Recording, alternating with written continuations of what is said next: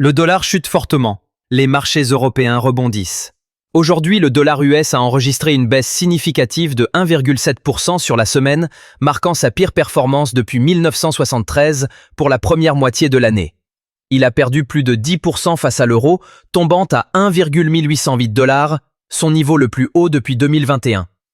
Ce recul est lié aux attentes d'un cycle de baisse des taux de la Fed, ainsi qu'à des critiques émises par Donald Trump contre Jerome Powell concernant l'indépendance de la Banque centrale. En réaction, les indices européens tels que le Stoxx 600 et le CAC 40 ont affiché un rebond de l'ordre de plus 0,2 à plus 0,4% en raison d'un repositionnement des investisseurs vers des actifs libellés en euros. Ce recul du billet vert entraîne une rotation des portefeuilles, redynamisant les secteurs exportateurs et les entreprises industrielles, tandis que les actions à rendement en euros bénéficient de cette conjoncture. Plusieurs banques centrales mondiales observent la situation, car un dollar faible peut influencer les flux de capitaux internationaux et l'appétit pour le risque.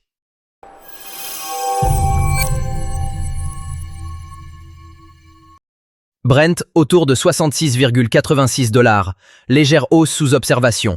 Les prix du pétrole ont montré une légère remontée ce jour, avec le Brent s'échangeant à 66,86 $ le baril, enregistrant une hausse de plus 0,18%. Cette évolution suit un apaisement relatif des tensions géopolitiques au Moyen-Orient et des perspectives d'augmentation de la production de l'OPEP+ en août, estimée à plus 91 000 barils par jour. En parallèle, le WTI américain a augmenté à 65,20 $, reflétant une tendance similaire de récupération. Malgré cette stabilité, le marché reste sensible. Tout bouleversement géopolitique ou rééquilibrage de l'offre pourrait provoquer des fluctuations marquées. Les anticipations macroéconomiques, notamment la demande en provenance de la Chine et des États-Unis, sont également au centre de l'attention. Des données à venir sur les stocks de brut et les indicateurs économiques pourraient déclencher des mouvements additionnels. Pour les analystes, cette phase de stabilisation marque un point d'inflexion, mais appelle à la prudence dans les investissements liés au secteur de l'énergie.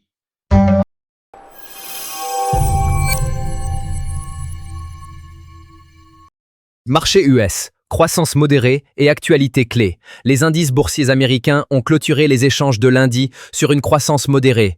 Le Dow Jones Industrial Average a progressé de 0,3%, terminant à 44 094,77 points.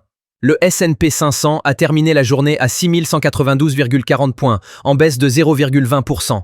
Le Nasdaq Composite a également reculé, clôturant à 13 650 points, en perte de 0,30%. Parmi les actualités corporatives, on note la hausse de 5% des actions de la société XAI d'Elon Musk, suite à une levée de fonds de 10 milliards de dollars via une émission d'obligations et des investissements en actions, selon Morgan Stanley. En revanche, les actions de la société Aerovironment ont chuté de 8% après l'annonce d'une émission de titres d'une valeur de 1,35 milliard de dollars.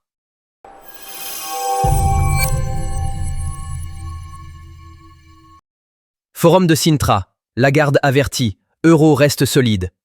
Lors du forum de la BCE à Sintra, la présidente Christine Lagarde a adressé un message nuancé. Les incertitudes liées à l'inflation, la croissance mondiale, le commerce international et les projets budgétaires américains demeurent, avec un impact potentiel sur l'évolution de la politique monétaire. Malgré ces limitations, l'euro continue sa progression, à 1,1108 $, marquant un 10e jour de hausse consécutive. Ce mouvement s'appuie également sur un positionnement relativement accommodant de la Fed et sur une affirmation de la BCE quant au maintien d'un euro robuste. Toutefois, des scénarios comme la décision américaine sur le plafond de la dette ou de nouvelles données inflationnistes pourraient changer la donne. La BCE reste prudente face à une reprise modérée de la croissance européenne et au ralentissement des échanges mondiaux. Les opérateurs financiers surveillent les prochaines publications de l'inflation, le discours de Powell devant le Congrès et l'issue des négociations budgétaires aux États-Unis.